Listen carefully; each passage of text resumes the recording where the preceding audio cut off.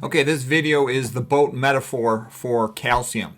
So the water accumulating in the boat is calcium accumulating in the cytoplasm, and that causes activation in the cell. And a very common reason for cells to die is they're overactivated by excessive cytoplasm calcium. So the cell needs to get that calcium out of the cytoplasm as fast as possible. It can do that by pumping the calcium out, which requires a lot of energy. It can also try to fix the hole in the boat, but that's rather difficult to do. And with brains, that means avoiding stimulants. I'll explain what all this means in a moment. It'll make more sense in just a moment. Okay, so the first thing you got to know to make sense of brain cell function is that all roads lead to calcium. In the ancient world of the Mediterranean, all roads led to Rome. Okay, in the physiology of brain cells, the physiology of neurons, all roads lead to calcium. Okay, when cytoplasm calcium goes up, it makes the cell do whatever it's designed to do, like release a neurotransmitter for a brain neuron. The other ions, the magnesium, the sodium, the potassium, they're like the minimum wage workers, the laborers. Calcium is the aristocrat. It's the on-off switch for making things happen in a neuron. And this is an example of how all roads lead to Rome. There's even more things that cause elevated calcium in the cytoplasm than this, but this is just a good overview.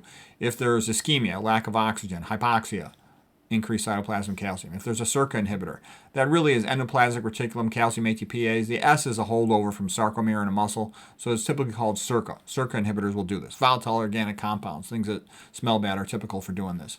Mitochondria inhibitors, there's a whole bunch of them. We'll talk about that later and in separate lectures. Traumatic brain injury, EMF from like cell phones and Wi-Fi. This whole pathway, all Martin Pall research about nitric oxide peroxynitrate pathway. We're not going to get into that now, but stress, sleep, and caffeine, these are very controllable risk factors, corticosteroids, for elevating cytoplasmic calcium. Excitotoxins like manufactured free glutamate in food, aspartame, NutraSweet sweeteners, GP on non-organic food, stimulants, like those poor kids given attention deficit amphetamines. Okay. Leaky gut, opening of the blood-brain barrier can cause some related problems. So anyways, there's a lot of things that'll do it.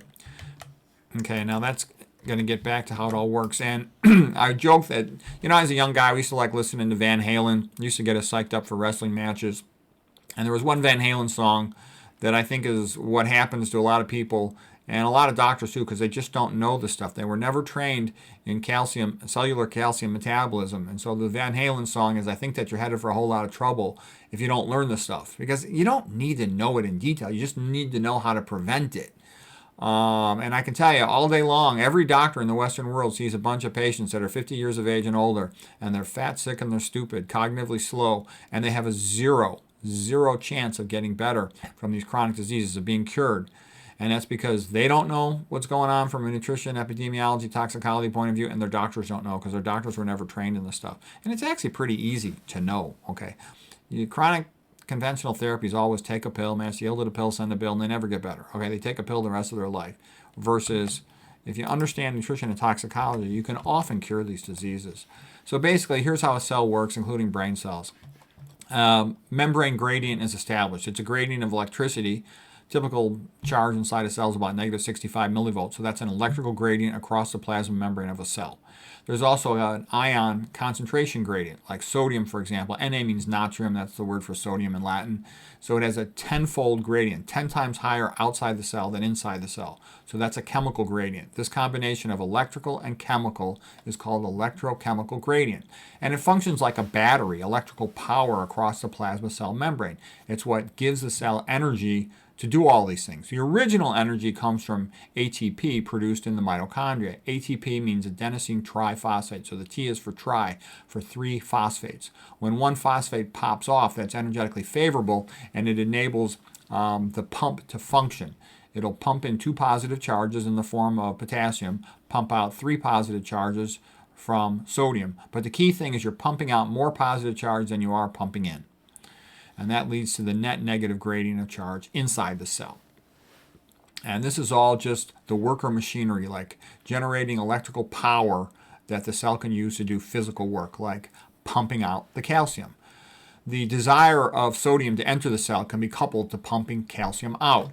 You're always going to have to use some form of energy to pump calcium out because it's very high concentration outside the cell, 10,000 to 15,000 times higher than inside the cell. So it's going to always take a lot of energy to pump calcium out. That's an important point. You're always going to need ATP to pump calcium out. And when calcium is high in the cytoplasm, for example, it'll cause a neuron to release its neurotransmitter. This would be glutamate, for example, the most common neurotransmitter in the brain. About 90% of neurotransmitters, it's an excitatory neurotransmitter. That means it causes increased activation of the postsynaptic neuron, the neuron that receives the glutamate neurotransmitter. And now here's how a cell pumps calcium out of the cytoplasm. It can pump it into the extracellular matrix slowly with this. This is the plasma membrane calcium ATPase. See how it uses an ATP here? It's a good pump, but it's kind of slow. The NACA exchanger, Na for natrium, sodium, Ka for calcium, very rapidly can pump calcium out of the cell. It can pump like 2,000 calcium per second. Incredibly rapid pump. So that's needed in all your excitable cells, which means like neurons, skeletal muscle, cardiac muscle. Anyways, you can also pump calcium into the endoplasmic reticulum here. It's called the circa pump, and this also requires ATP. So the bottom line is you need a lot of ATP to be able to get this calcium out of the cytoplasm. So our metaphor of the boat, those people scooping the water into buckets were like these calcium pumps to get it out of the cell, okay? And then the question is, well, where does all this ATP energy come from? And of course, in a cell, it's primarily going to come from mitochondria. And the mitochondria is a little organelle inside the cell. And the mitochondria is just like another incredible, brilliant invention of God. I mean, to make this thing is so magnificent. It splits the atom. It basically splits the hydrogen atom. And the positively charged component of the hydrogen atom is called the proton. And it pumps those across. These pumps are in the intermitochondrial membrane, IMM. This is the intramembranous space. And then above that would be the OMM, the outer mitochondrial membrane. So it pumps protons into the intramembranous space. And then it takes the electron that it has harvested by splitting the hydrogen atom, and it passes the electron through a series of carriers. Complex 1, carrier 2, carrier 3, carrier 4, carrier 5. And it passes the electron all the way down to progressively more intense grabbers of electrons until it reaches oxygen. Oxygen is the ultimate electron acceptor. That's a useful phrase to know. Oxygen is the ultimate electron acceptor. So now that you pumped up all these protons into the space, you created a gradient of protons, and it's an incredibly high gradient. What will happen then is you can harvest the gradient by allowing a proton to come back into the mitochondrial matrix. And when that is done, that energizes this pump spins here. It's called ATP synthase. And it'll energize the pump to stick a phosphate onto ADP. So it becomes ATP, adenosine di as in 2 phosphates, to adenosine tri as in 3 phosphates, adenosine triphosphate. Okay, and that's how ATP is made. That's how the vast majority of energy is made. A small amount is made anaerobically from glycolysis, but almost all of it comes from this mechanism right here in mitochondria. So the mitochondria are the energy powerhouse in a cell. They're kind of like the equivalent of electrical power plant is for a city. Okay? And like a coal-burning electrical plant would be like the mitochondria, and then some little local electrical facility would be like the plasma membrane. So anyways, that's how it all works, and then now we're going to get back to the significance of it. This was just my theory, the Peter Rogers theory of dementia, called neurovascular uncoupling. And basically, a cell has a metabolic rate, and there's a glucose-oxygen delivery, which is also related to ATP production of energy. So basically, how much oxygen and glucose can be delivered to the cell and how much ATP can be made, and it has to be coupled and match the metabolic rate of the cell. So if you have something that decreases the glucose and oxygen delivery, like a blockage in an artery due to atherosclerosis, a poor pump from congestive heart failure, CHF, or a poor pumping capacity because of atrial fibrillation, you're going to decrease glucose and oxygen delivery to the brain. You're going to also decrease ATP production if you've got something inhibiting your mitochondria. You'll decrease your ability to get calcium out of the cytoplasm if you inhibit your endoplasmic reticulum pump, your circa pump. And then if you increase the metabolic rate due to stimulants, caffeine, for example, the wider this gap gets between metabolic rate and glucose-oxygen delivery plus energy production, the more likely the cell will just die because it can't meet its energy demands, and it goes into what's called apoptosis, programmed cell death. Okay. So getting back to this, you want to be smart about it. You don't want to weaken your pumping ability by inhibiting your mitochondria, because you're not going to be able to get this water out of here. And you know, giving yourself a stimulant like caffeine is just stupid, because it's equivalent to putting another hole in the boat, making it more difficult for you to solve the problem of having too much water in the boat.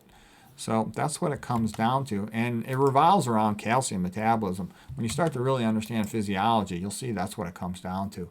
And then again, here I just made a summary sheet of all the mitochondria inhibitors. There's tons of them. There's over 50 of them, and many of them are very common. Look at processed food, antifungals, which means anti-mold, because you don't want mold grown in processed food when a food company sends it to the store, or it would get returned to the food company and they would lose money.